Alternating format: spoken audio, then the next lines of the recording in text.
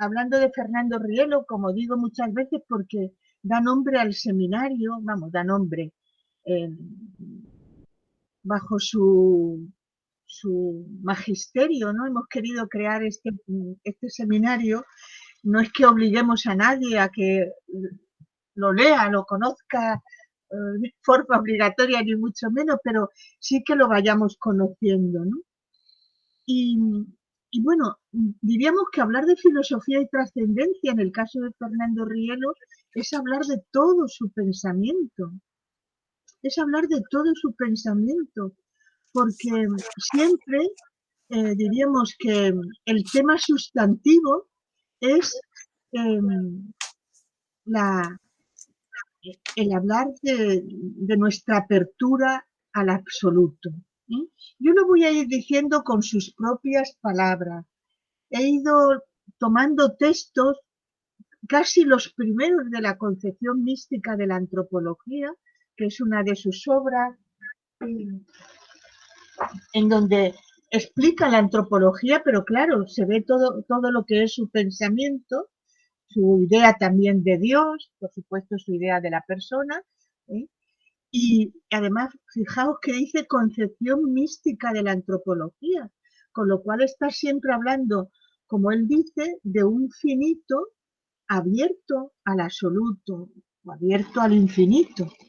Pero voy a ir comentando sus palabras, es decir, leyendo sus textos y comentándolo, con lo cual vemos cómo efectivamente toda su concepción de, cuando decimos metafísica, los grandes temas de la metafísica, que es el hombre, que es el mundo y que es Dios, pues está siempre en esa apertura al absoluto.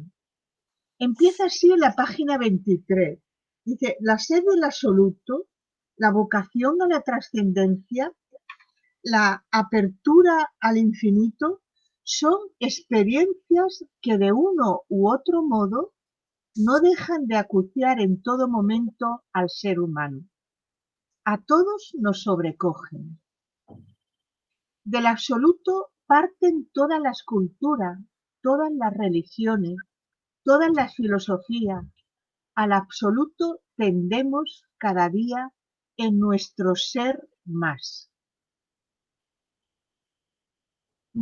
Es importante pararnos en por qué habla Fernando Rielo del ser más. Él dice que toda la metafísica, toda la ontología de Occidente está dañada por el principio de identidad, explicar al ser por el ser. ¿Sí? Y que lo importante o lo que él propone en esa apertura al absoluto es que el ser no solo se explica por sí mismo, ni en sí mismo, cuando decimos que la esencia es el en sí de una cosa. No, no, porque todo ser es ser más. Es decir, es un ser en relación a, en apertura a, y por supuesto en apertura a la trascendencia. Por eso, cuando nosotros hablamos en Fernando Rielo de cuál es su principio, es concepción genética del principio de relación. No es la identidad, es la relación. Y sigo. La concepción genética, ¿no? Va a explicar ahora qué significa genético. Dice, lo ontológicamente genético, lo connatural a todos los seres humanos desde la vida del espíritu, es el más contérmino en el infinito. Es decir, todo, ¿eh? Lo connatural a todos los seres humanos es el más contérmino con dirección en el infinito. Este infinito es el absoluto, presente en nuestra conciencia de un modo especial, definiente. Esta palabra también es importante, el absoluto está en nuestra conciencia, en nuestro espíritu, definiéndonos. Dice, su presencia es definiente, desde donde podemos dar unidad, dirección y sentido a nuestras vidas, a lo que nos rodea, a la realidad que todo lo envuelve. Cuando Fernando Rielo habla de desde el absoluto Él es quien da unidad, dirección y sentido, es que forma y conforma nuestro ser, nos define.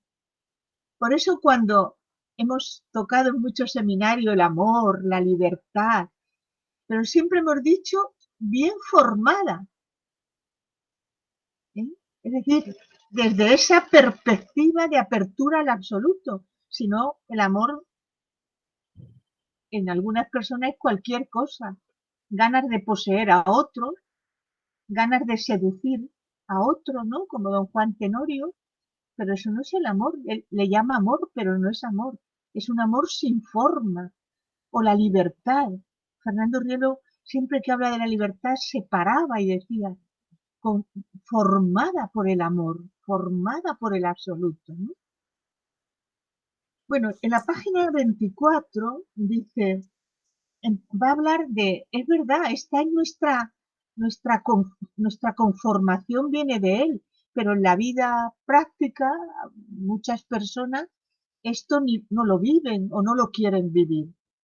Y dice, nuestra relación con el absoluto, presente constitutivamente, queramos o no en nuestra interioridad, es unas veces inmaduro e infantil.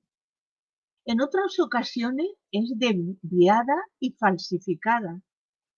En otras podemos creer que estamos en buen camino y seguramente lo estamos. Y en otras nos armamos de razones y sentimientos para rechazarla, para rechazar esta relación. Todo inútil. Ahí está y ahí permanece constituyéndonos. Su falsificación y rechazo requiere de los mecanismos de defensa psicológica para encontrar, si acaso, una cierta homeostasis o equilibrio superficial en orden a seguir viviendo con enfermizo espíritu. Es decir, aquí está llamándonos la atención a esa manipulación o falsificación que nosotros podemos hacer en nuestra vida, ¿no? Dice, hoy más que nunca debemos todos ponernos de acuerdo en una sola palabra vivida y hecha carne de nuestra carne, el amor absoluto. Está hablando del absoluto, pero el absoluto es amor, no cualquier amor, no un amor a medias, hecho a nuestra medida, que en general suele ser más pequeña de lo que pensamos. El amor auténtico es el que potencia al ser humano y no lo reduce. Un amor que es dialogante e incluyente, lejos de cualquier separatismo y exclusivismo.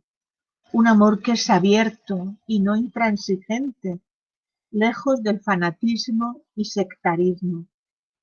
El amor posee todas las bondades, todas las verdades, todo lo que es bello, todo lo que es educación, todo lo que es buen gusto. El amor con sus exigencias propicia la felicidad del ser humano. El egoísmo, con su evasión, acaba en infelicidad. Bueno, y termino este párrafo. Dice, se dan, aunque en diversos grados y matices, dos actitudes. El amor, que es apertura al absoluto, y el odio o soberbia de la inmersión egótica, es decir, cerrarnos en nosotros mismos. El egoísmo y el odio producen actitudes no comunicativas, monologantes, intransigentes. El amor, único lenguaje universal, todo lo comprende. Solo la libertad formada por el amor es la libertad auténtica, el verdadero derecho y deber humano. Qué mal uso de la libertad cuando elegimos sin razón, lo menos pudiendo elegir con razón lo más. Bueno, hasta aquí yo he entresacado algunos textos en donde lo que viene a decir es que somos en relación a ese absoluto y desde la definición de la presencia del absoluto en nuestro espíritu, pues conformamos nuestro ser más hondo, ¿no? Esencialmente, y también nuestra forma de vivir, el amor, la libertad. Pero para que no nos quedemos en duda, voy a bajar un momentito a la persona humana, a esa condición antropológica que, como veis, es concepción mística, concepción trascendente de la antropología, ¿no? Y dice ya en la página 34 que todo ser es en relación, ¿no? Hemos dicho que este es el principio que sustenta todo el pensamiento de Fernando Rielo. Y lo dice así: todo lo que concibe y realiza el ser humano debe servir para su realización como persona y no para su degradación. Si todo lo consideramos desde un punto de vista materialista, hedonista, relativista, escéptico o dependiente de cualquier reductivismo ideológico, ciertamente nos encontramos ante algo que no va, que no nos está saliendo bien, algo que rompe esta relación constitutiva que define a la persona, dejando a ésta sin forma de relación, sin relación y sin esa relación que es la más sustantiva, la que nos conforma. Dice, debemos hacernos con el sentido profundo y serio de una antropología formal abierta a una antropología trascendental. ¿Sí? Es decir, cuando habla de la antropología, habla de una antropología formal, en la estructura de la antropología formalmente hablando, y cómo ésta está abierta a esa antropología trascendental. Y lo explica así: la antropología formal estudia nuestra naturaleza humana, es decir, la unidad de un espíritu con su psicosoma. La naturaleza humana es un espíritu psicosomatizado, pero no debe quedar aquí, en lo formal de un espíritu psicosomatizado, la definición del ser humano. Tenemos experiencia de que nuestro espíritu es potencia de unión. Es decir, estamos en relación, pero además una relación que es unitiva. ¿Sí? Dicen, nosotros tenemos experiencia de que no solo tenemos percepción, porque el espíritu es perceptivo y comunicativo, ¿no? Dice, pero no es solo percepción estimúlica ni instintiva, ¿eh? Sino que es una percepción unitiva que nos une al cosmos, a los demás seres humanos y al absoluto. Este actuar unitivo es consciencial. Conciencia significa, dice, la sustancia de nuestro espíritu es esa consciencialidad que es sabernos juntamente con. Él habla, cuando habla de la persona, dice que es alguien con consciencia de alguien, de ese absoluto, ¿no? Con aquello que nos hace constitutivamente conscientes.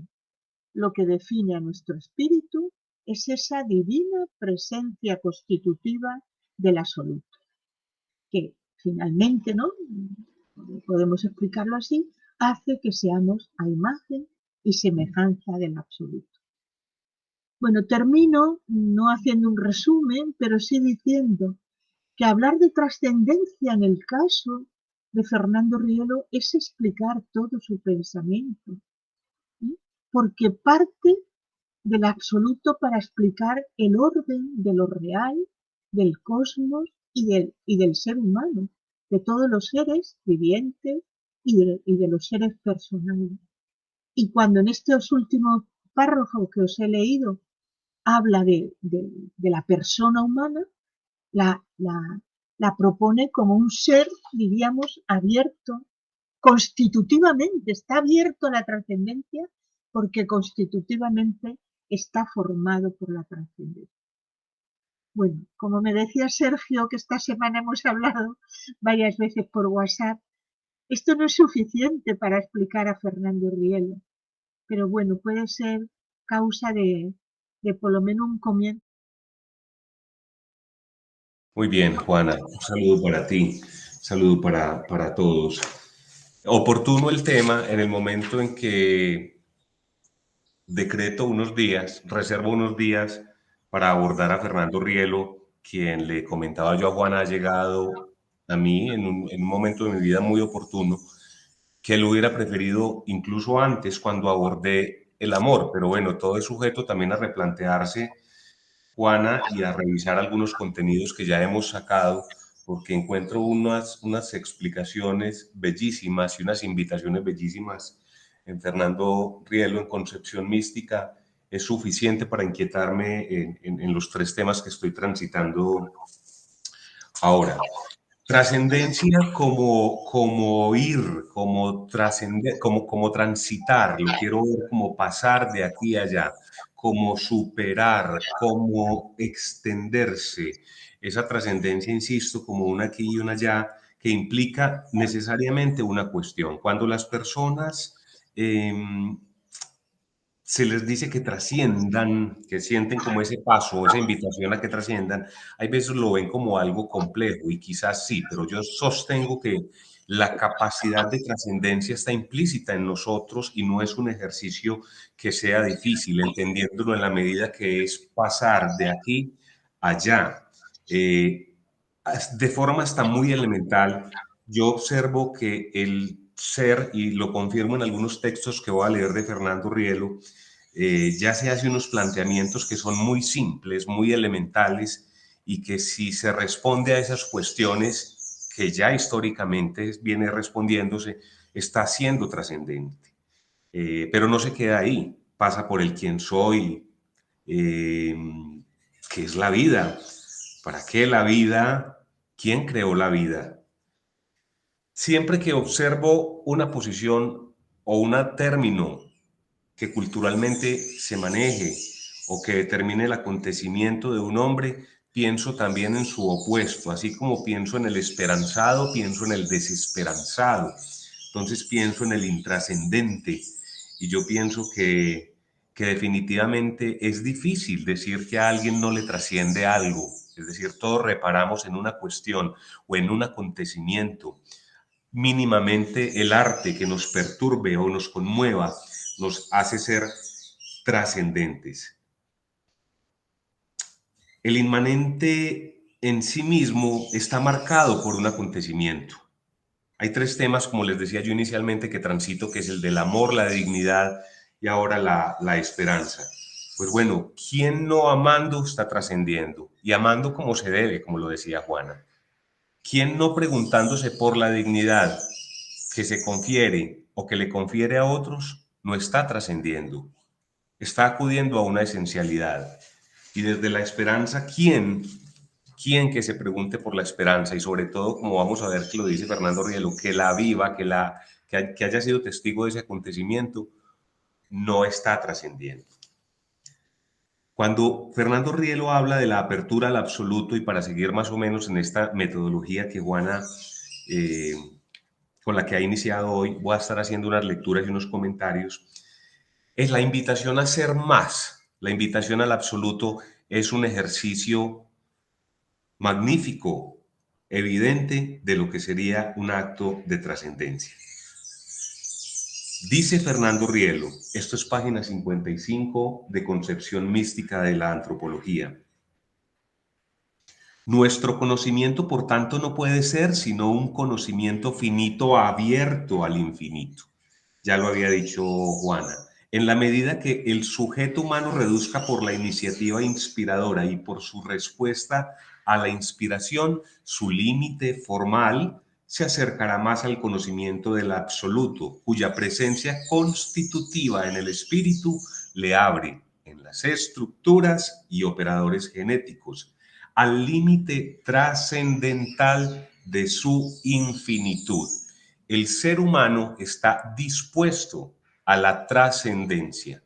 Habrá que activar, yo no sé, en algún momento Fernando Rielo, y ahorita lo vamos a ver, utiliza las expresiones, acude a las expresiones de sensibilidad y conciencia.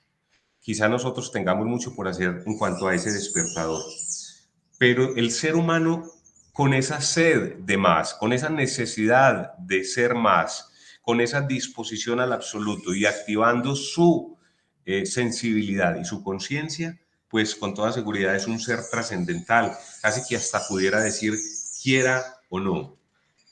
El avance al absoluto es volitivo del hombre, es una inquietud que sacia en la profundización de la relación con Dios. Luego, efectivamente, se confirma lo que enunciaba Juana y que lo trae del texto de Fernando Rielo. Todo ser humano, el ser, la persona, viene ya con ese elemento implícito y con esa necesidad de trascender. Retomo nuevamente este postulado. Nadie ni nada salva al ser humano del esfuerzo que debe realizar para responder a esta inspiración constitutiva con el fin de hacer ciencia, arte, política, sociedad, etc. Y así poder transformar la realidad para su bienestar físico, psíquico y espiritual. La transformación es sin lugar a dudas un tránsito de el ser al ser más. La inspiración constitutiva es dada a todos los seres humanos con la divina presencia constitutiva del absoluto en el momento de la concepción. Así que pensemos la esperanza, por ejemplo, el tema que me acontece ahora, y la expectativa como una inspiración que, si bien dice Fernando Rielo es constitutiva, también puede implicar una disposición o una activación, un caer en cuenta de su existencia, en este caso permanente, en lo que yo, por ejemplo, pienso plantear como una cultura de la esperanza, y que ya más adelante vamos a hablar de ello. En la página 56, Fernando Rielo dice algo que me parece bellísimo y dice: hago distinción entre la creencia y la fe y la expectativa y la esperanza. Y entonces, para aquellas personas que vean supremamente lejano el concepto de esperanza, yo puedo decirle, desde todos estos lenguajes que tiene la posmodernidad y el optimismo, les puedo preguntar por la expectativa. De hecho, lo hacemos en muchos grupos de trabajo. ¿Cuál es su expectativa? De hecho, la econometría habla hasta de la expectativa de vida.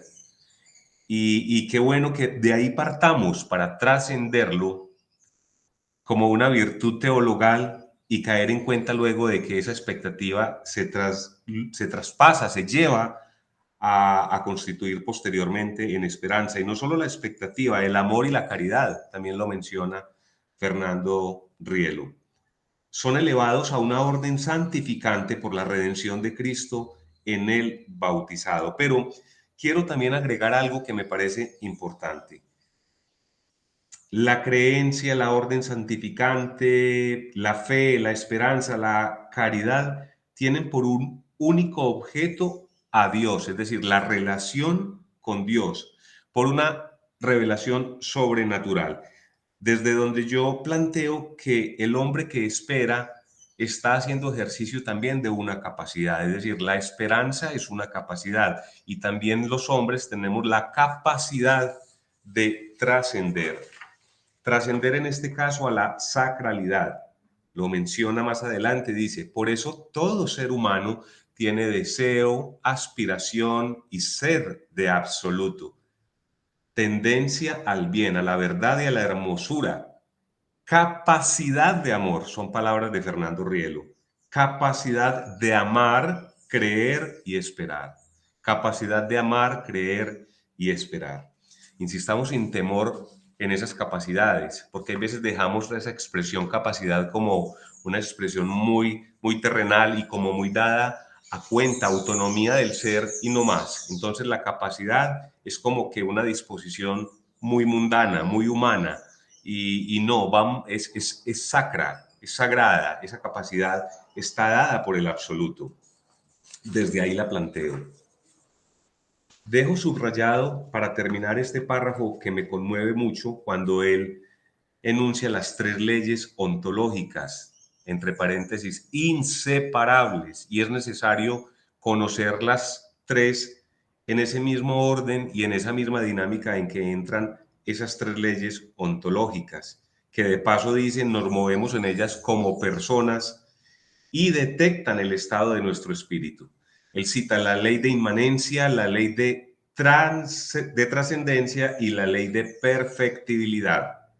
Entonces, qué importante saber cómo la ley de perfectibilidad, por ejemplo, nos lleva a tener a tender a lo más perfecto, a que nuestra inmanencia y trascendencia, escuchen las dos, la inmanencia y la trascendencia no sean de cualquier modo, sino con un sentido de perfección. Esa última ley enumerada, la ley de perfectibilidad, nos va a garantizar esa simbiosis entre esas dos leyes anteriores. En términos de esperanza, observemos las tres leyes, es decir, la esperanza asimilada por nosotros mismos como un estado conveniente y un estado dable, es decir, un estado que está incluso de forma inmanente, es decir, ahí la tenemos, está contenida, está inoculada en nosotros. Simplemente habrá que acudir a ese elemento que él menciona de sensibilidad o de conciencia, porque quiero terminar con esto. Todo ser humano sabe distinguir conciencialmente lo que es más perfecto de lo que es menos perfecto. La confusión o la pérdida de sensibilidad o de conciencia de lo más perfecto son ajenas a dicha ley que poseemos constitutivamente todos los seres humanos. Él lo menciona en la página 62. Yo soy contundente, he sido contundente en este planteamiento. Juana de pronto lo tiene en sus manos. Más adelante lo vamos a comentar, Juana. Y parto, por ejemplo, lo digo como lo dice Juan 10, yo y el Padre somos uno. Y nosotros tenemos que trascender a poder vocalizar eso, sintiéndolo como algo auténtico. Es decir, esto es una expresión de trascendencia. Yo y el Padre somos uno. Bueno, y me antepongo además que trato de ser como insolente cuando digo yo y en primer lugar, yo y el Padre somos uno. He ahí, pienso yo, un menudo compromiso que tiene el hombre al ser, como insiste Fernando Rielo, finitos abiertos a la perfección, al infinito. Existe el infinito, la perfección, y ese es el destino y menester de todo hombre cuando incluso nosotros lo citamos como ser virtuoso. De manera pues que la trascendencia es una apertura al absoluto, es una disposición, es un ser abierto a la trascendencia que acude a la sensibilidad, insisto en esos dos términos, sensibilidad o conciencia, en Fernando Rielo, es una invitación a transitar. Finalizaba de una forma muy bella Juana cuando decía realización de un aquí a un allá que me va a garantizar realizarme, no degradarme. De aquí a allá es realización. Lo otro no estaría concebido, es decir, sería una negación. La degradación sería una negación de ese estado de persona que ya tenemos constitutivamente. Pues muchísimas gracias, Sergio. Yo creo hoy los dos hemos hablado de Fernando Rielo. Eh, yo creo que lo has dicho muy bien y sobre todo, efectivamente, yo solamente he iniciado el tema, un tema que es sustantivo en él, ¿eh? Pero me ha gustado mucho cuando algo que diríamos para hablar de la trascendencia siempre tenemos que decir, el absoluto presente en el espíritu, su presencia deja en nosotros, nos conforma, hemos dicho, nos constituye, nos define como persona y deja en nosotros atributos ontológicos, el bien, la verdad, la belleza, atributos receptivos de los que ha hablado Sergio, la expectativa, la creencia y el amor, todos los valores y virtudes. Y esa ley ontológica, esto hay que explicarlo siempre, diríamos que es el ABC, pero yo pensé, bueno, aunque no lo mencione, queda claro lo que explica Fernando Rielo. Pero bueno, me alegra poderlo subrayar ya que lo ha dicho Sergio, con esa presencia y esos atributos que nos da como riqueza ontológica, capacidad, potestad, como también ha mencionado Sergio, está esa ley ontológica que es la ley de la perfectibilidad. Ser más significa que buscamos siempre ese más, esa perfección. Yo me acuerdo cómo lo explicaba Fernando Rielo con qué claridad y con qué sencillez, ¿no? Esa ley de la perfectibilidad tiene dos movimientos, uno inmanente, por el cual es un movimiento reflexiológico, ¿sí? por el cual cada uno de nosotros somos sujetos, ¿no? Pero tiene otro movimiento, que es el de la trascendencia. Bueno, yo quería preguntarle a Sergio, porque en este tema, ¿no?, que decíamos trascendencia, has elegido hablar de una manera especial de la esperanza, porque quizás es lo que más te ha evocado ese movimiento hacia la trascendencia, esa sed de amor o ese deseo de Dios, ese deseo de más. Y es muy particular porque los tres temas de investigación que han llegado sucesivamente a mi vida, ustedes los han conocido y recuerdas, María Fernanda, cuando hablábamos de amor y ya seguía dignidad y en este momento que estamos transitando esperanza, encontraba o he encontrado, Carlos Andrés lo sabe muy bien, una coincidencia muy bella y es como el verbo puede ser reflexivo, amarse, dignarse, esperanzarse, y también lo puedo hacer en infinitivo. Está el amar, está el dignar y está el esperanzar. Y es esperanzar como ejercicio y testimoniar la esperanza. Bueno, tienen un común denominador también los tres elementos y es que se pueden testimoniar. De hecho, parte de la hipótesis es que en el caso de la esperanza, deberíamos desarrollar la capacidad, y eso es trascendencia, la capacidad para que la esperanza no sea un elemento meramente contingente, es decir, que no aparezca al final, que no aparezca ante la adversidad, que no aparezca ante el vaticinio médico, científico, sino que desde siempre el esperanzado esté. Y hay algo muy bello que también se me hace trascendente.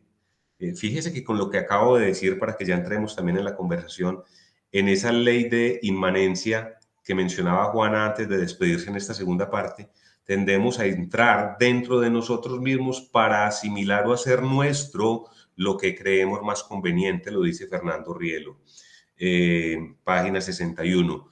Es el mismo acontecimiento del que doy cuenta. Cuando en el amor doy cuenta de mi amor, doy cuenta también de mi dignidad, el concepto que tengo de dignidad, cómo me he dignado y cómo trato a los demás. Pero tratar a los demás y amarlos y enseñarles de esperanza ya es una ley de la trascendencia en la que salimos de nosotros mismos en ejercicio. Es ahí cuando nos relacionamos y decimos que estamos en modo de relación con el otro, el cosmos, la naturaleza y la sociedad, incluso a un ideal que se tiene a Dios mismo. Entonces ahí está la dualidad del que entra a ese estado, a esa ley inmanente, pero que al mismo tiempo sale a hacerse trascendente. Para terminar y dejar abierta la pregunta, ustedes me verán hablando, me escucharán hablando mucho en estos días de esperanza, porque estoy en ese gran acontecimiento de transitarla. Fíjense que hay un elemento muy bello que se rescata desde ya en Esperanza, y es que como mínimo nos da cuenta de alguien que espera algo, un acontecimiento, y luego del acontecimiento o luego de que se pregunte por el acontecimiento de forma trascendente, tendrá que preguntarse por quién le va a facilitar ese acontecimiento. Entonces, como mínimo hay esas dos cuestiones que el esperanzado ya tiene, que incluso se pueden trasladar a ese opuesto que es el desesperanzado. Yo también me gozo en mirar, bueno, apenas estoy iniciando, en mirar los casos de los desesperanzados o el nihilista o el pesimista. Y también confronto el esperanzado con lo que sería el optimista y cómo de pronto nos han vendido lo que se llama una actitud y no nos desarrollan eso qué significa, ni nos hacen la pregunta de quién la genera, que es la pregunta trascendente. Sí, es muy interesante, Sergio, porque efectivamente yo creo que es oportuno recordar que hay dos parámetros, bueno, hay muchos parámetros, pero paradigmas, mejor dicho, perdón.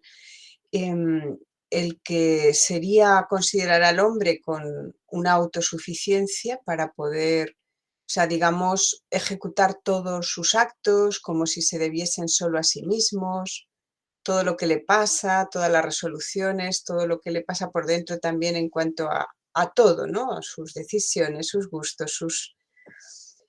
Y otro sería, pues efectivamente desde Dios, ¿no? Desde esa relación constitutiva con Él. Yo estoy abierta a Él y constituida por Él. Pero fíjate tú, en orden a lo que sería la inmanencia,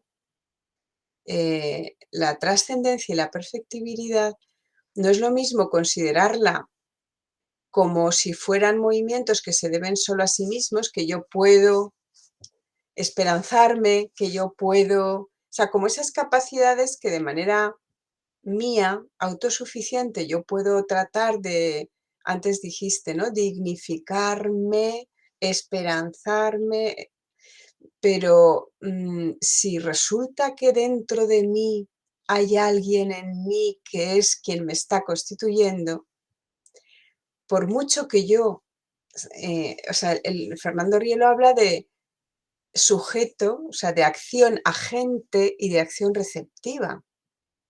O sea, hay alguien en mí que está provocando el deseo de Dios, se te está provocando el deseo de trascendencia o el deseo de dignificar a los demás y a mí mismo. Y hay alguien también que efectivamente tiene que recibir activamente ese deseo y su acto tiene que acompañar. Porque claro, no es que alguien obre en mí sin mí, sino conmigo. Entonces, ahí es donde estamos en eso, en dos paradigmas. Es el hombre el que se explica a sí mismo todos sus movimientos o en diálogo con, en apertura, porque la desesperanza ¿qué es? Sino cerrarme en mi propia, como si yo clausura, en mí mismo, ¿no? Que mis pensamientos no vayan más allá, pero es que si considerase que hay alguien en mí que me puede ayudar a ir más allá, es decir, esa apertura o cerrazón a la relación, no sé, es interesante.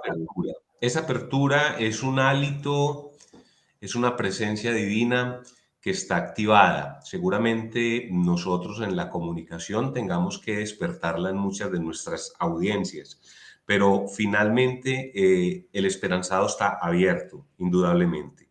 El esperanzado está abierto y el esperanzado busca un mejor escenario, es decir, persigue el bien, el acontecimiento ha de venirle a bien, que es lo paradójico, aunque insisto que también he encontrado a nihilistas que por ahí se reservan en una contingencia momentos de esperanza. Pero básicamente esto sí es un tema que además la palabra me gusta mucho y me hizo sintonía cuando vi que Fernando Rielo también la menciona, la capacidad humana, es que hay una capacidad. Y yo voy a profundizar mucho en ello y te daré cuenta de ello más adelante cuando lo tenga con más elementos. Esa capacidad no es mundana, por decirlo así. Ni porque es que tendemos a ver, hay veces, la capacidad como una destreza desarrollada. Y no, es una capacidad que es constitutiva también del ser. Entonces, en ese sentido, quiero decir que yo puedo aprender, yo puedo refinar y afinar para ser cada vez más amoroso, más digno y más esperanzado. Pero ya hay un hálito constitutivo y definitivamente eso es ya trascendente. Incluso cuando me detenga la expresión capacidad, ni siquiera esa capacidad, vuelvo y lo digo, es a partir de un talento que yo simplemente me encontré o una destreza o una técnica que adopté. No, es también apoyado por un hálito que me dio esa infusión para iniciar.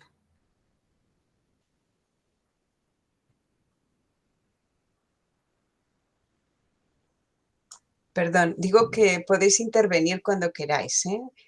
En cuanto venga Juana ya sigue tomando la moderación, pero mientras tanto, pues os animo, no sé, pues bien desde lo que se está hablando o desde algún otro autor que queráis también encontrar sugerencias sobre la trascendencia, sobre la esperanza.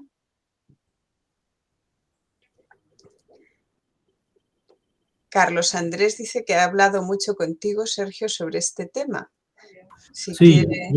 yo quería invitarlos a varias obras. Pues en primer lugar es la de Gómez Dávila, que ha sido mi autor, fue el autor que trabajé en mi tesis doctoral, que cada vez va tomando más, va siendo más reconocido y ahora han salido últimamente varios libros sobre él, pero bueno, invitarlos a toda su obra, principalmente los escolios, a un texto implícito en torno a los dos temas, ¿no? Que creo que tiene escolios muy, muy hermosos en relación a la trascendencia y a la esperanza. Por otro lado, en este tema de la esperanza, para mí ha sido clave la lectura de Piper, el filósofo alemán, que es uno de mis autores de cabecera, en especial en este tratado de las virtudes fundamentales, que posiblemente lo hemos oído mencionar o hasta lo hemos leído, donde él desarrolla esas 7 virtudes en diálogo con la tradición clásica, en especial con Santo Tomás. Ese tratado de la esperanza a mí me marcó desde que lo leí en mi adolescencia tardía. En general todas las virtudes, pero yo con la esperanza he tenido una relación particular, me ha inquietado más y ha sido más significativa en mi vida moral y espiritual. Entonces ese tratado es maravilloso, sobre todo por esa prosa como tan amena de Piper y esa manera tan honda y rigurosa también filosóficamente de ver este asunto y ver sus implicancias ya digamos no solamente en la forma de vivir del hombre moderno, sino en la misma historia de la filosofía. Tengo un texto donde, un poco emulando a Piper, hago ese análisis de cómo es una hermenéutica de la esperanza la que nos ayuda a entender qué fue la filosofía moderna y qué es la posmodernidad en cuanto a su pensamiento y su forma de vivir. Entonces mi tesis es que la modernidad es la concreción en muchos ámbitos del vicio de la presunción, que es contrario, un vicio al contrario a la esperanza, mientras que la posmodernidad sería el vicio antitético, que es la desesperación.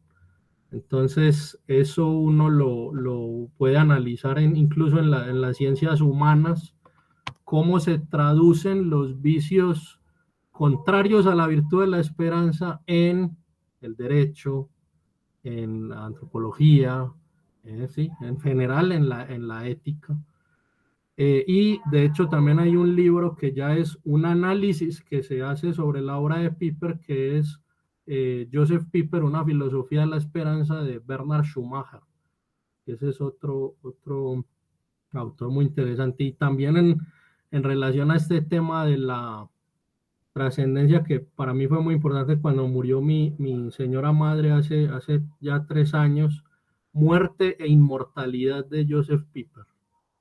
Ese es un libro también maravilloso porque, claro, ese tema de la trascendencia está íntimamente ligado con la pregunta, ¿qué pasa al morir? ¿No? ¿Qué pasa cuando yo muero?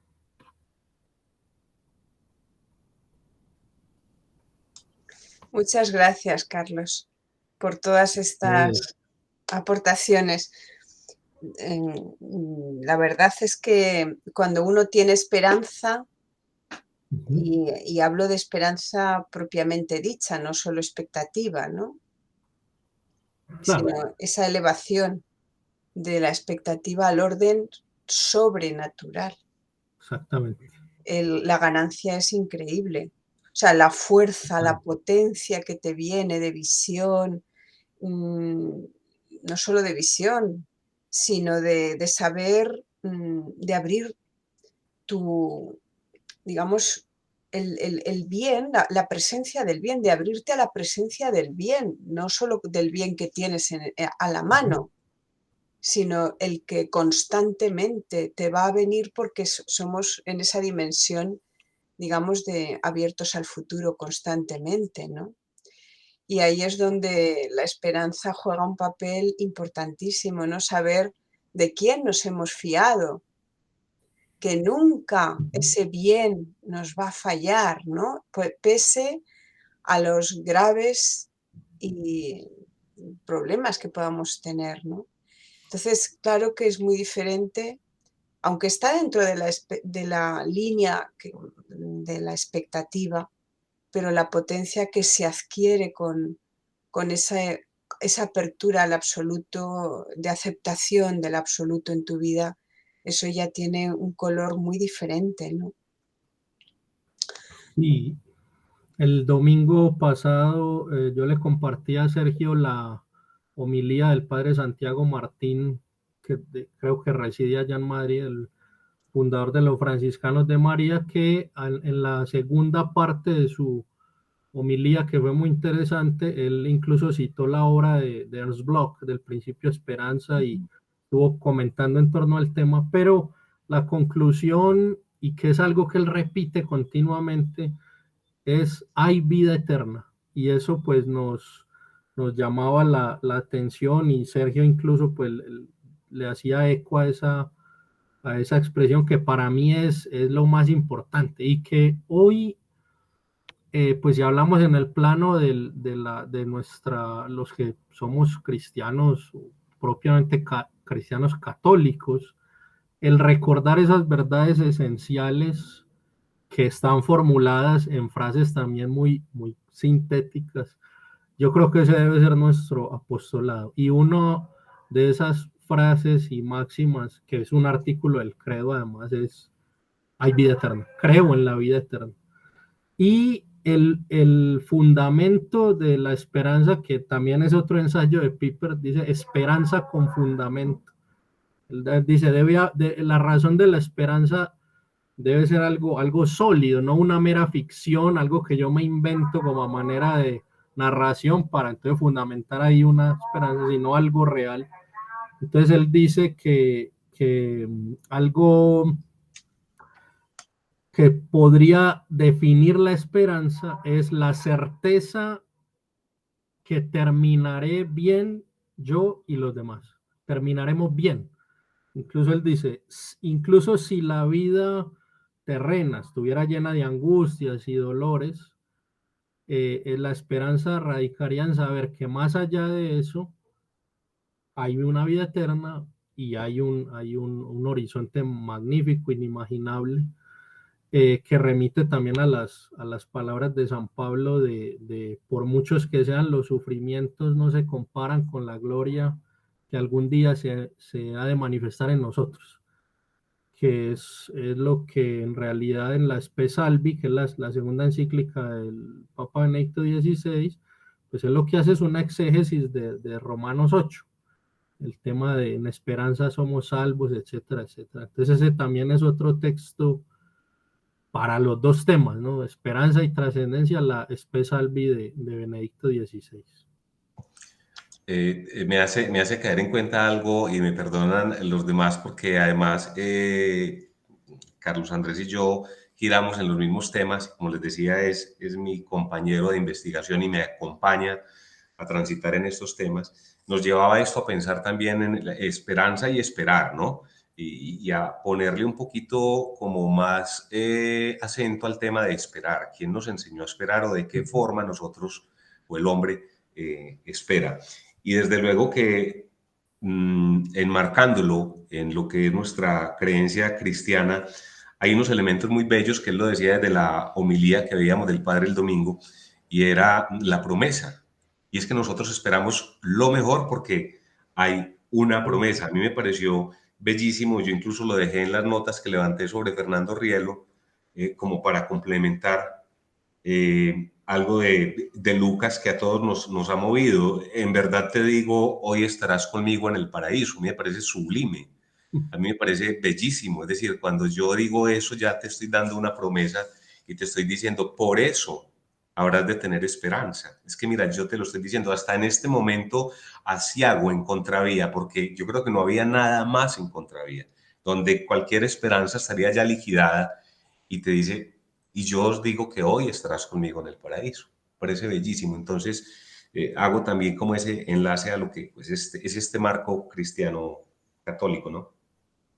el primer canonizado de la historia, San Dimas, que lo Exacto. canonizó el mismo nuestro Señor en la cruz, y eso a mí me llama mucho la atención del Adoro te devote de Santo Tomás, que él, pues palabras más, palabras menos, dice que él quiere ser ese ladrón arrepentido, ese ladrón penitente. Entonces él no se compara, digamos, con grandes figuras de santidad que ya existían para la época, sino esa. Y a mí en mi vida espiritual y moral personal, también la figura de San Dimas como ladrón penitente ha sido muy esperanzadora, porque frente a las propias inconsistencias, defectos, pecados o males que uno encuentra en sí mismo y que se repiten y tal, uno puede perder la esperanza. La esperanza también y mucho más gravemente de la vida eterna, de que uno no se la va a ganar. Entonces ese San Dimas para mí ha sido clave, y que esa figura del ladrón penitente realmente la llegué a valorar como merece a raíz de una película que no sé si en Europa sonaría tanto como aquí, que es El Club, de Pablo Larraín, un director de cine chileno, donde trata pues algunos de los problemas que recientemente han afectado a la iglesia, pero que me parece que lo trata de una manera muy, muy humana, sin ese típico afán pues de atacar a la iglesia, porque sí, sino de entender el problema, pero al final con una esperanza, que es la esperanza de la caridad. O sea, yo puedo resarcir esas culpas que me atormentan o males viviendo la caridad, y eso siempre está en mis manos.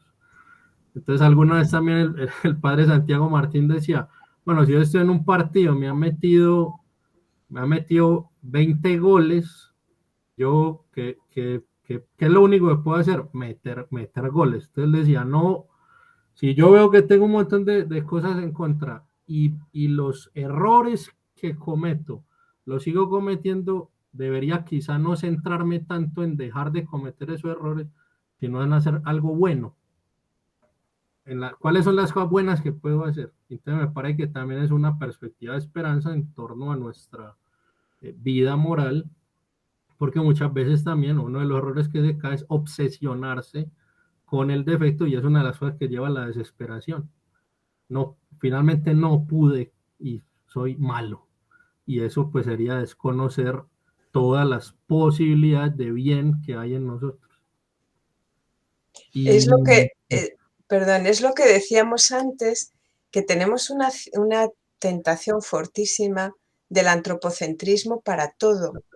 Como si yo me ganara el cielo, digamos, o la bondad de mis acciones, y yo solito, y hasta la vida eterna, yo solito me la quito, me la pongo en función de mí mismo, ¿no? De lo que hago, de lo que soy capaz yo con mis fuerzas.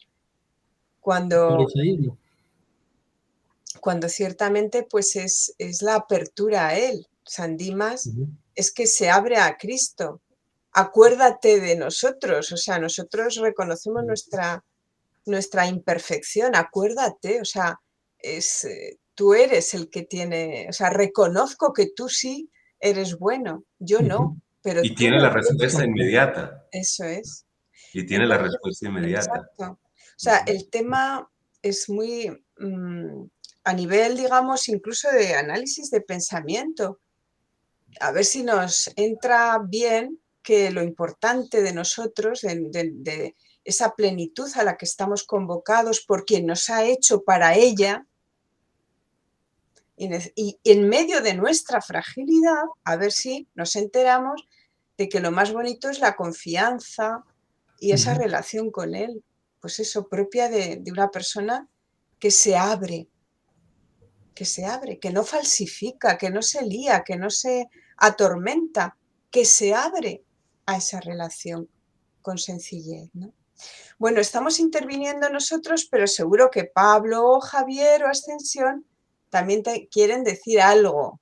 Así es que les escuchamos con todo gusto. Pablo. ¿algo que decir o Javier? Hola. Sí, yo estoy escuchando. Me surgen bastantes preguntas.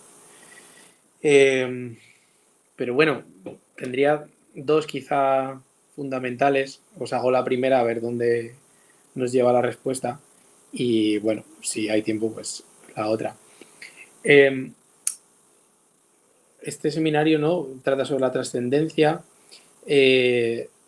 trascendencia entendida como un poder llegar a algo que está más allá de la realidad natural, de la realidad humana, y algo que hemos nombrado como un absoluto, ¿no?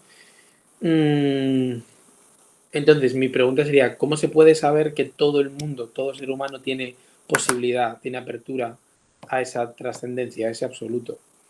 ¿Y cómo se da? Porque Sergio ha dicho algo así como que es un hálito, es una presencia en las personas en las que se da esa apertura o esa posible relación con el absoluto, que es lo que llamamos trascendencia, si no me equivoco, ¿no?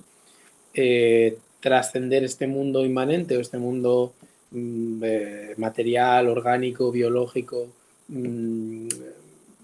sí, mental también, cognitivo, ¿no? Los conocimientos que tienen los seres humanos, las cosas inorgánicas y orgánicas que hay en este mundo, se puede trascender, se puede ir a otro plano entrando en una relación con el absoluto.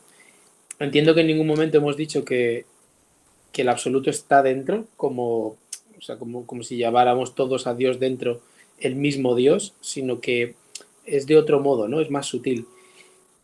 Entonces, bueno, esa es mi pregunta.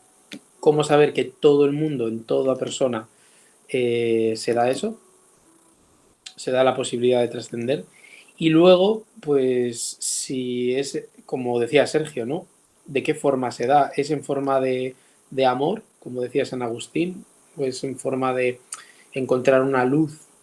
Son metáforas, ¿no? Metáforas antiguas.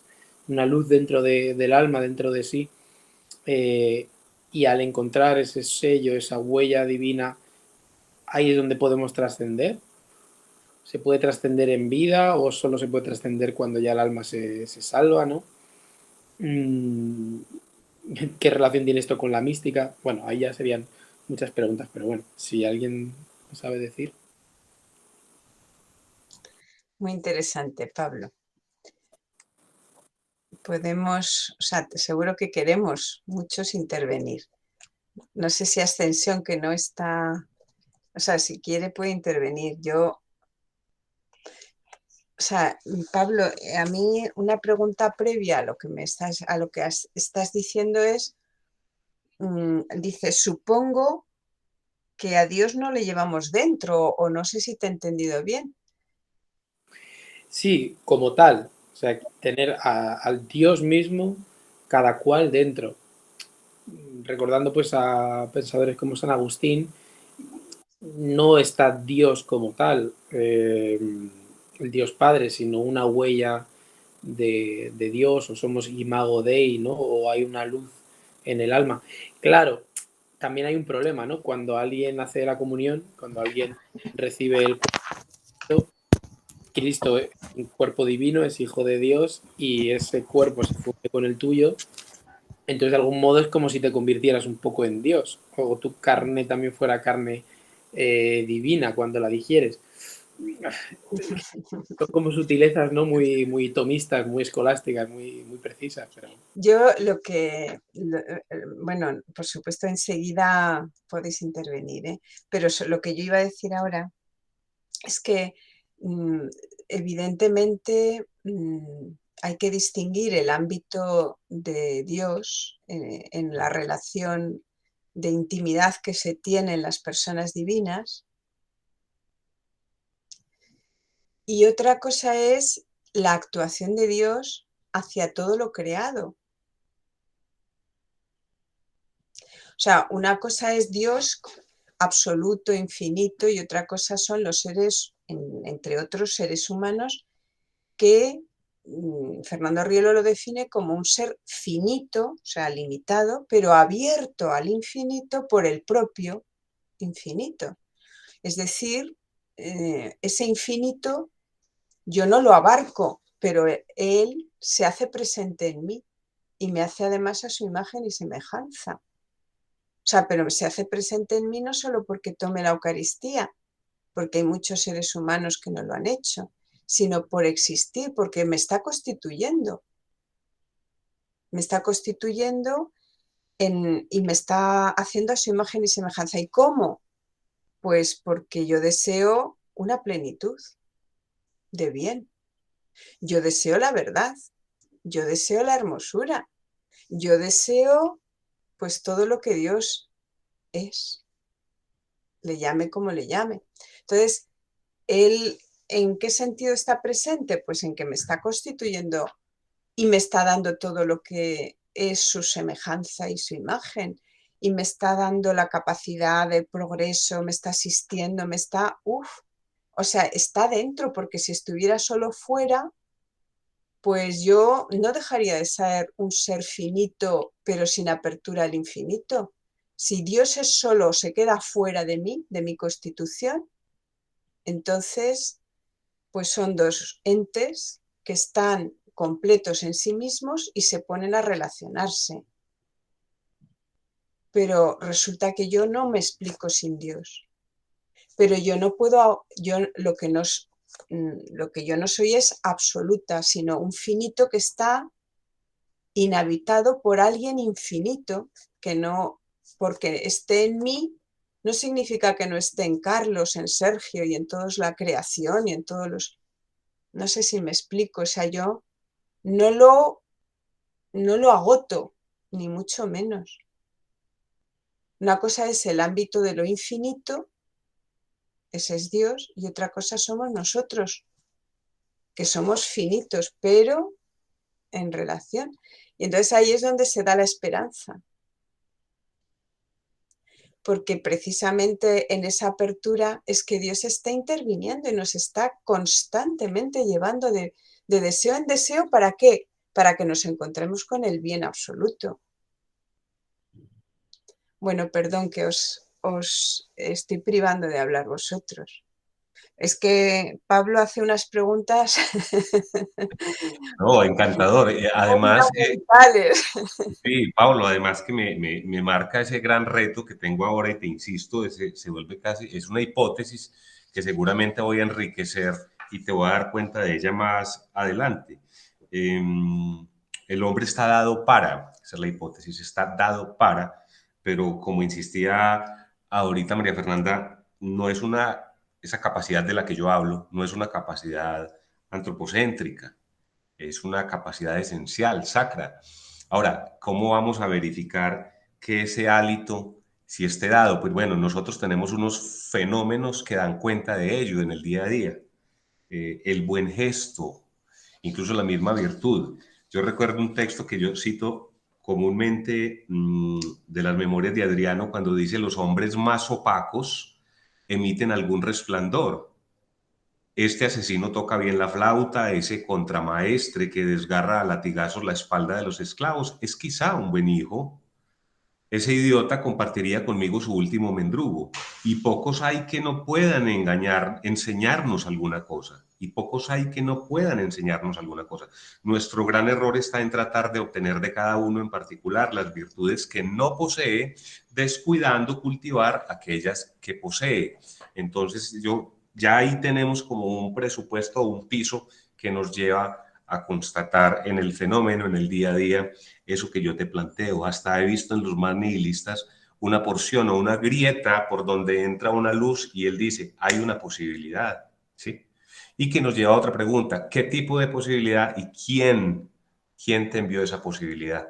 Eso es lo que tenemos que transitar, desde luego, Carlos Andrés y yo. Yo compartí ahí dos cosas que a raíz del comentario y las preguntas de Pablo. Uno es un artículo sobre la vida mística según Santo Tomás de un psicólogo argentino y filósofo tomista que ha venido hace muchos años estudiando el pensamiento de Santo Tomás, su antropología, su psicología. Entonces me parece un texto valioso en términos de entender ese tema de la mística como camino a la trascendencia o una forma de relacionarse con la trascendencia. Y otra cosa, si entendí bien una de las preguntas que formula Pablo y su comentario sobre, bueno, de qué manera está Dios en nosotros y cómo nos relacionamos con Él, creo que una de las nociones elementales ahí es la de criatura. Esa noción de criatura aclara muchas cosas y pues uno de los autores en los que yo he estudiado el concepto de creaturidad es Nicolás Gómez Dávila, y él dice esto que es tan importante hoy, que hay tantas confusiones en el ámbito teológico. La noción de criatura mantiene la distancia entre el hombre y Dios sin abolir el contacto, o alternativamente el contacto sin abolir la distancia, porque siempre ha estado ese riesgo del gnosticismo, ¿no? Es decir, claro, somos tan íntimos Dios y yo mismo que al final somos una misma cosa, y se cae ahí en un error al que el Ratzinger en su época de cardenal llamaba mística de la identidad. Él lo desarrolla en unos ensayos que fueron editados como Fe, Verdad y Tolerancia. Él habla de eso, dice que son dos caminos contrapuestos, el de la mística, la identidad, que él dice que viene de Oriente y que ahí pues hay unos errores que propiamente son gnósticos, y él dice que el camino cristiano es el de la fusión o comunión por el amor, pero en el que se mantiene la alteridad metafísica entre el tú divino y el yo humano. Él dice, no es lo mismo, y hace pues las debidas genealogías de esas concepciones y muestra pues claro cómo hoy hay una reactualización, reedición de muchas de esas ideas de la mística de la identidad, y cuál es la respuesta cristiana, que creo que se resume aquí. Hay un contacto sin que deje de haber distancia, y hay distancia sin que deje de haber un contacto muy íntimo. Es que en este ámbito de la trascendencia, la verdad es que siempre me ha llamado mucho la atención cómo explica nuestro fundador, Fernando Rielo, cómo la persona no es solo un ser finito, ¿no? Porque es verdad que siempre se ha dicho que es pues un ser finito, ¿no? Y si lo definimos así, caemos en la identidad, finito como finito, ¿no? Sin embargo, como él lo dice, que es un finito abierto al infinito, es la forma de describir, pero claramente es el espíritu como a esa potencia de unión, ¿no? Abierto al trascendente, abierto a Dios y abierto también a los demás, ¿no? Sino en lo que explica, explica en el espíritu lo que se da incluso a nivel físico, porque el ser humano está en relación desde el primer instante de su concepción, ¿no? Y durante todo su desarrollo prenatal, y luego, evidentemente, siempre se dice que es el animal menos preparado, ¿no?, para subsistir si no está en relación con alguien, ¿no?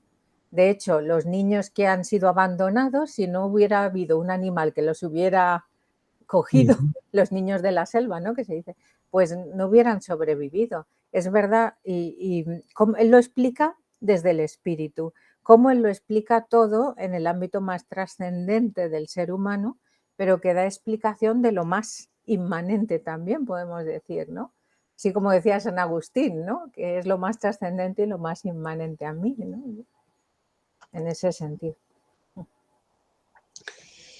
No sé, Javier, si quieres decir algo. Bueno, no sé si voy a aportar tampoco algo Seguro que... que sí. Bueno, yo lo digo. Sí. A ver, hola. A ver, mi duda es que, bueno, es una pregunta sobre todo. ¿Cómo puedo hacer yo para trascender? Porque yo, según estabais hablando todo el mundo, pues me preguntaba a mí mismo, bueno, intentaba identificar sobre todo cómo es esa sensación de trascender en mí. Y sí que creo que lo he podido identificar y bueno, ha sido muy curioso porque lo he asociado con ciertas acciones vinculadas bueno, a la comunicación, al cuidado hacia las otras personas, es decir, bueno, al diálogo interno con lo divino, es decir, al final siempre tiene que ver un poco con la relación, que es lo que veníamos hablando. Pero sí que es cierto que cuando hago estas acciones, no siempre logro trascender. Y claro, ahí viene un poco mi pregunta de cómo puedo hacer para trascender. ¿Es algo que se busca? ¿Es algo que simplemente pasa sin ningún tipo de intencionalidad? Y claro, igual mi concepto sobre trascender es erróneo o bueno, o simplemente es distinto al que tenéis el resto de personas. Pero en mi caso sí que es algo que muchas veces lo busco porque las sensaciones son muy positivas. Es algo que personalmente experimento y quiero repetirlo. Entonces, por eso mi pregunta. ¿Y cómo definirías tú, porque dices tú, a lo mejor mi concepto es distinto del vuestro?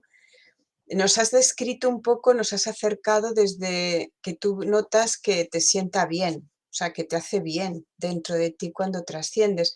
Pero ¿cómo lo definirías tú? O sea, ¿cuál es tu concepto de trascender? Vale, pues yo especialmente creo que lo experimento con la poética, cuando escribo. Y siento que es un momento en el que no soy consciente de todo sobre lo que escribo, es algo que me sale muy fluido, me sale solo y que siento que no tengo barreras, que, claro, me ha parecido muy curioso porque siento que tengo cierta proximidad a lo infinito.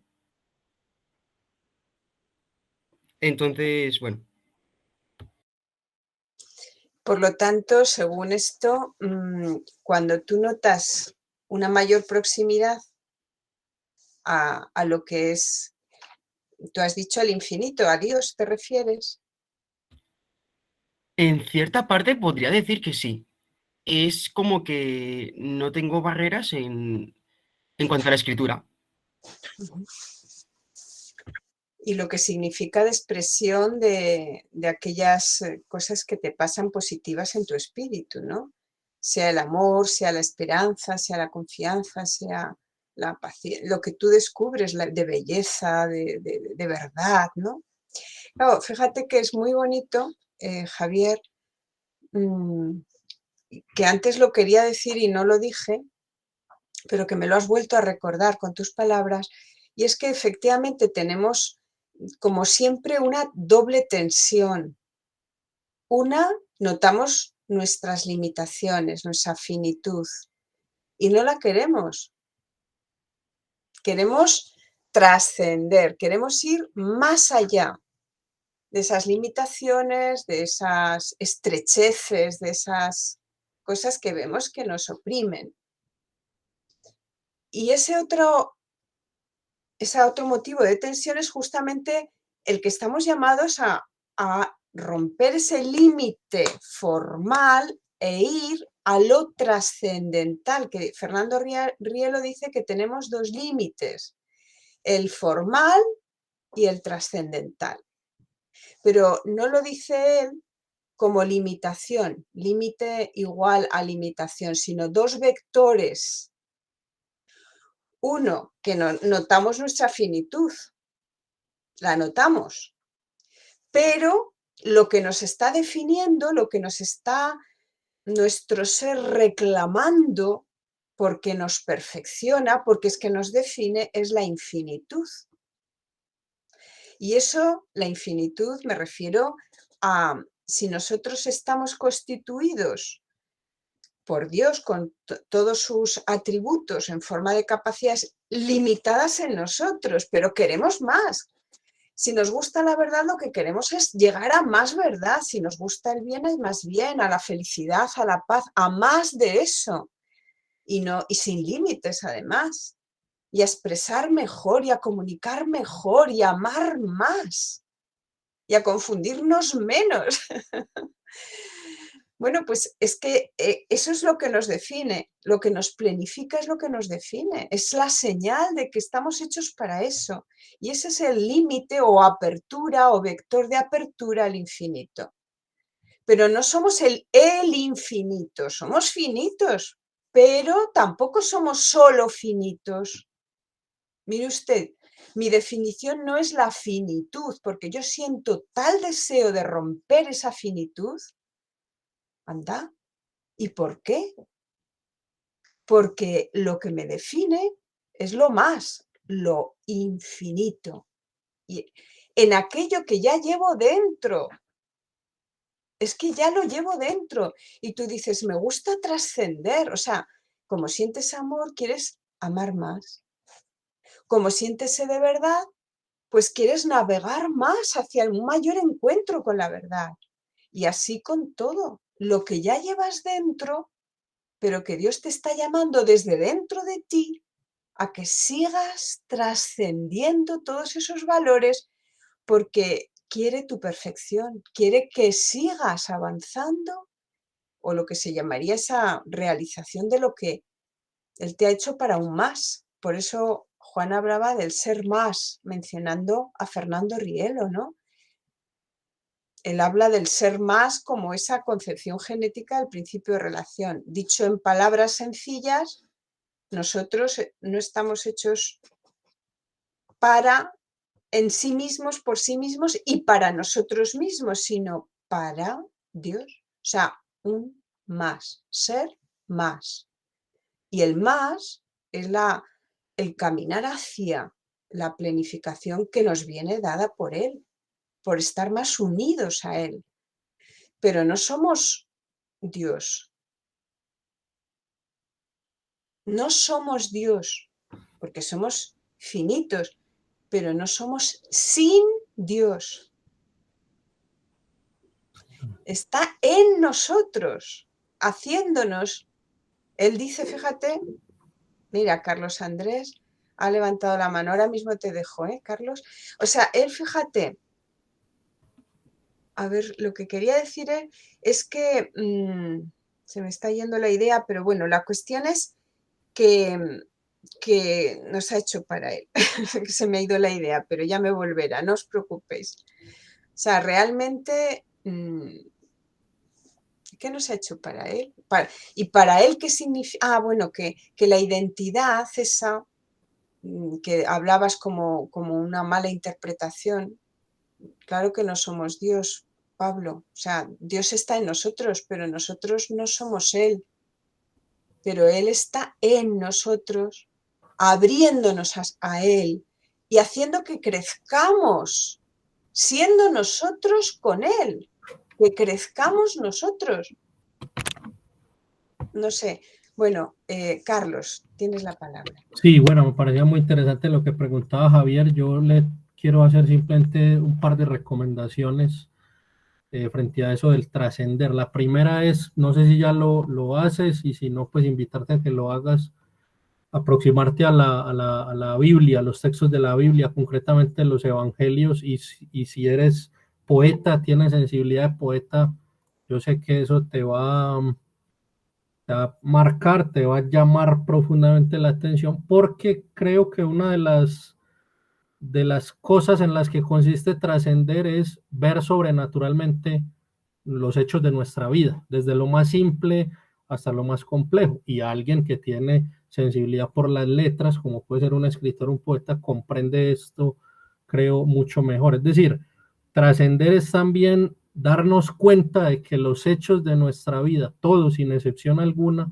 marcan la eternidad, marcan la vida de otras personas y tienen un significado y un valor eterno. Creo que eso es lo que se nos escapa de vista, y eso no solamente tiene un efecto, digamos, teorético de que me ayuda a contemplar los hechos de una manera diferente, sino vital e incluso emocional. Una cosa es yo saber que como poeta, bueno, escribo para gusto y diversión, no sé, de las gentes y de mí mismo, y otra cosa es saber que con la poesía yo puedo hacer presente a Dios. Son dos formas diferentes de entender incluso la literatura. Y en segundo lugar, recomendarte mucho a dos directores de cine que para mí han sido esenciales en la reflexión sobre la trascendencia. El primero es Ingmar Bergman, concretamente su película Los Comulgantes, que a mí es una de las que más me gusta, y vengo viendo, aunque no he concluido, la filmografía de Terrence Malick, que aquí pongo un libro que salió recientemente, una tesis doctoral sobre la filmografía de Terrence Malick, Entonces, creo que es uno de los temas que él trata y en concreto su película La delgada línea roja, que es donde él habla, creo que con más claridad de la trascendencia. Y dejo mi correo para todos, ¿no? Para que sigamos en contacto, pero especialmente para Javier por si quiere que compartamos a este respecto.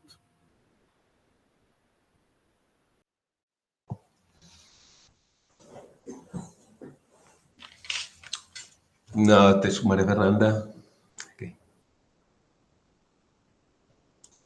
Perdón, le Ahí estaba sí. dando las gracias a Carlos. Muchísimas gracias, por supuesto, a Javier por esas preguntas y esas reflexiones tan encantadoras y tan cercanas a nuestras propias experiencias vitales, ¿no?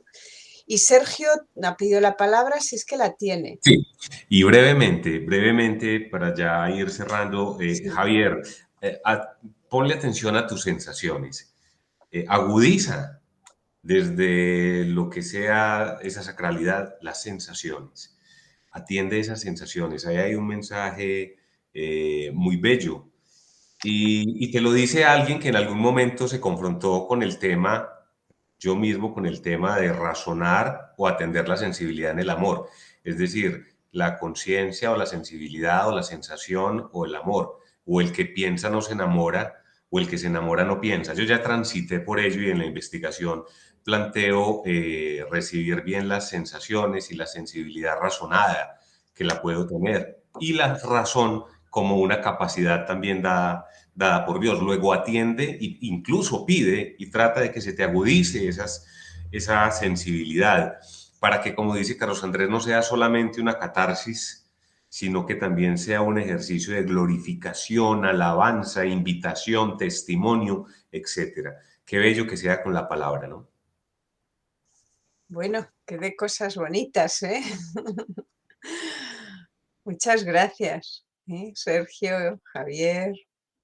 Bueno, Pablo dejó también muchas preguntas, pero efectivamente no sé si tiene alguna cosa más que decir porque se nos va cumpliendo el tiempo. Entonces, no sé si queréis. La verdad os agradezco muchísimo a todos vuestra sinceridad, apertura y toda la riqueza, ¿no?, de vuestras reflexiones. No sé si Ascensión quieres decirnos algo para terminar.